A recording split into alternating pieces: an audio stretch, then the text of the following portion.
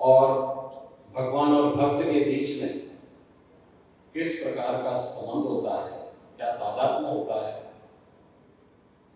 यह समारोह उसका एक उदाहरण है। हम सब अयोध्यावासी सौभाग्यशाली हैं। एक लंबे संघर्ष के बाद पूज्य संतों के नेतृत्व में चले श्री राम जन्मभूमि आंदोलन आज निर्णायक स्थिति में बदल करके पूरे देश के अंदर राम राज्य की आधारशिला को पुष्ट करते हुए उसके गुणगान के लिए तैयार हो रही है। अयोध्या धाम कैसे होना चाहिए, ये उसकी शुरुआत है।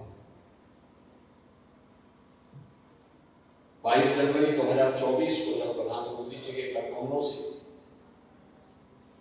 अयोध्या में 500 वर्षों के बाद जब रामलला अपने भव्य मंदिर में विराजमान होंगे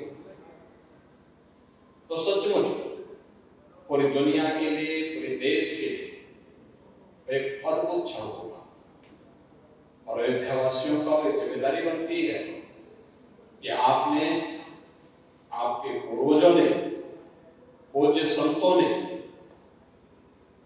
इस पूरे अभियान में बढ़ चढ़ करके भाग लिया, इस आंदोलन को एक नई ऊंचाई तक पहुंचाया। समर्पित करने के भाव के साथ अपने भगवान के प्रति, अपने इष्ट के प्रति जो आपके मन में भावनाएं थी, आज वो मूर्त रूप ले रही है, सिद्धि को प्राप्त हो रही है। इस अवसर पर हम सब का दायित्व बनता है कि हम सभी लोग मिलकर के इस कार्यक्रम को सफलता की नई ऊंचाई तक पहुंचाएं। इसके लिए बड़ी संख्या में श्रद्धालु जन अयोध्या आने वाले हैं और ये लगातार चलेगा।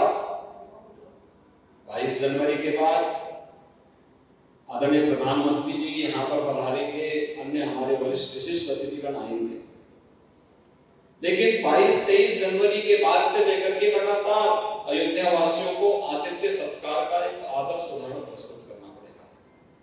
और इसके लिए जो जहां पर है वहां की व्यवस्था को सुंदर और सुव्यवस्थित करने के लिए अगर अपना योगदान दे देता है तो प्रभु के इस महायज्ञ में हम सब की भी आहुति उसी रूप में मानी जाएगी। यानी आप मठ मंदिर की व्यवस्था सुंदर रखें, कोई भी श्रद्धालु आता है उसके प्रति सद्व्यवहार हो, वह जो भी यहां आया वह प्रभावित होकर के यहाँ के व्यवहार से, यहाँ के आतिथ्य सत्कार से प्रभावित होकर के जाए। यह हम सबको यह भाव और यह विचार अयोध्या से संचारित होना चाहिए। आज देश में बहुत कुछ परिवर्तित हुआ है और हो रहा है। एक नए भारत का हम सब दर्शन कर रहे हैं। जो लोग पहले हिंदू बोलने में अपने आप को संकोच करते थे, जिनको भारतीय बोलने में संकोच होता था, आज वे हर व्यक्ति न केवल सनातन धर्म के प्रति बल्कि भारत और भारतीयता के प्रति भी सम्मान का भाव रखता है। पूरी दुनिया का दृष्टिकोण बदला है। इस दृष्टिकोण में हमारा भी योगदान क्या होना चाहिए, हम किस प्रकार से सहभागी बन सकते हैं, यह भी तय करने का कार्य हम लोगों को अभी से प्रारंभ करना होगा।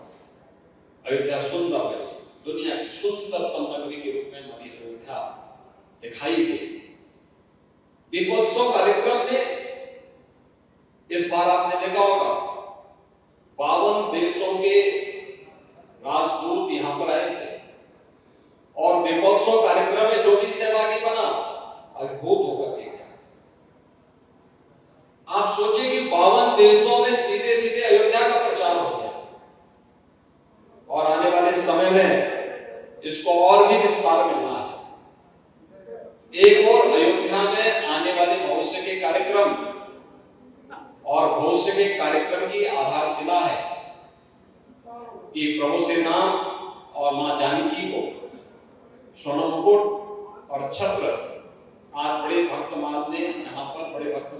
उनके शिष्यों ने यहाँ पे प्रदान करते हुए इस सुंदरीकरण की योजना का और प्रभु के प्रति समर्पण के जो हमारे भाव थे उस कार्यक्रम को एक नई तेजस्विता दी है। गुरु शिष्य की परंपरा कैसे होनी चाहिए इसका उदाहरण भी आज का एक कार्यक्रम है। याद रखना, यह भारत का दुनिया को संदेश है।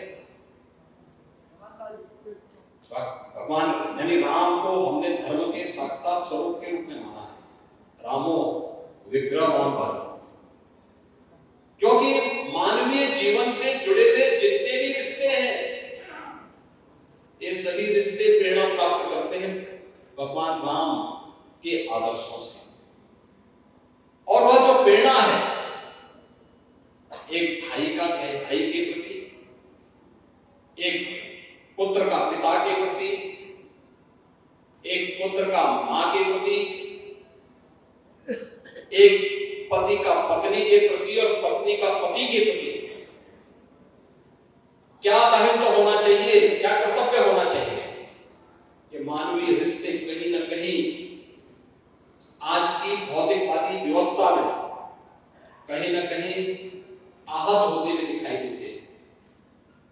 और स्थितियों में हमारे संतों के आश्रमों में खून का रिश्ता न होते हुए भी उससे बढ़कर के गुरु शिष्य की परंपरा को कि सुदृढ़ भाव के साथ आगे बढ़ाने का कार्य हो रहा है।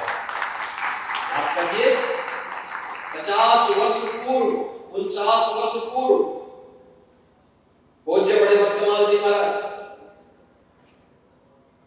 ऐसा नहीं कि यहाँ पे बहुत धन धान्य रहा हो,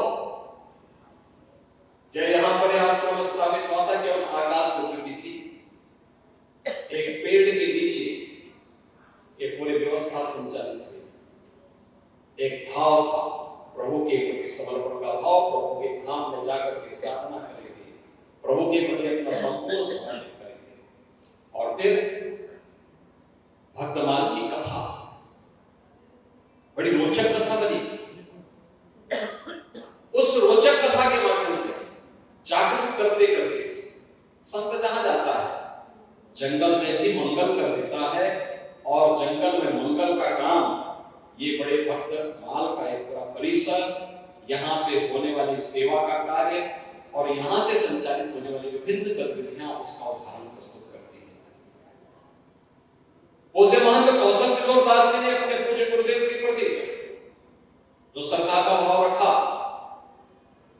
उनके गुरु भाई और उनके उत्तराधिकारी के रूप में श्री महंत अवधेश दास जी महाराज उस परंपरा का निर्वहन करते हुए बड़े महाराज जी के निर्देशन में, उनकी आज्ञा से उस परंपरा को बहुत मजबूती के साथ आगे बढ़ा करके अपने पूज्य गुरुओं के प्रति उनकी पुण्यतिथि के रूप में पुण्य स्मरण करते हुए इस प्रकार के पवित्र धार्मिक कार्यक्रमों को भी आयोजित कर रहे हैं, उनका पुण्य स्मरण भी कर रहे हैं और प्रभु की सेवा में पितोदीयं वस्तु गोविंद तुभ्यमेव समर्पये के भाव के साथ, संपूर्ण समर्पण भाव के साथ स्वयं भी भक्तों को भी उस कार्यक्रम के साथ जोड़ रहे हैं।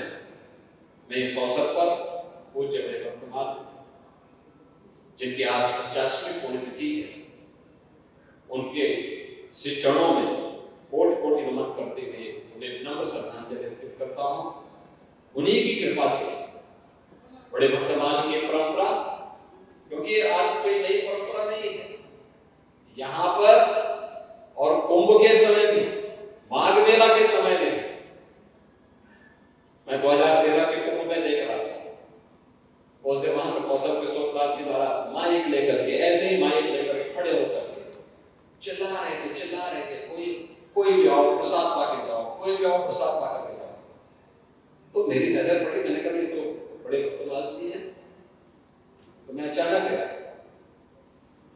आप आश्चर्य करेंगे, ये 2013 में तब था जबकि इनके कैंप में बड़ी क्षति भी हो गई थी, अग्निकांड के कारण काफी क्षति हुई थी, और तब भी हौसला पस्त नहीं था, तब भी सेवा के प्रति समर्पण का एक भाव था।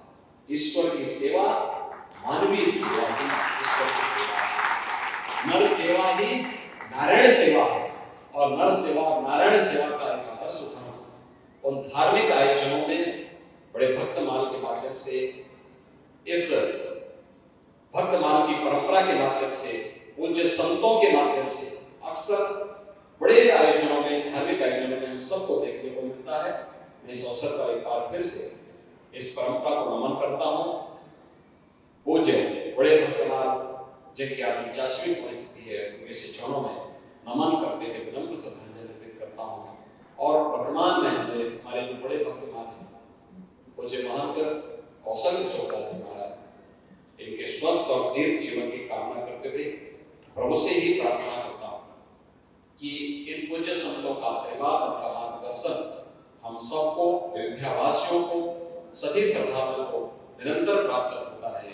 इस विश्वास के साथ आप सबके प्रति मैं अपनी शुभकामनाएं देता हूँ और आप सबसे यही अनुरोध करता हूँ कि आगामी अयोध्या के आने वाले कार्यक्रमों के लिए हम सब अपने आप को तैयार करेंगे और अयोध्या का आयोजन भव्य होना चाहिए, दिव्य होना चाहिए।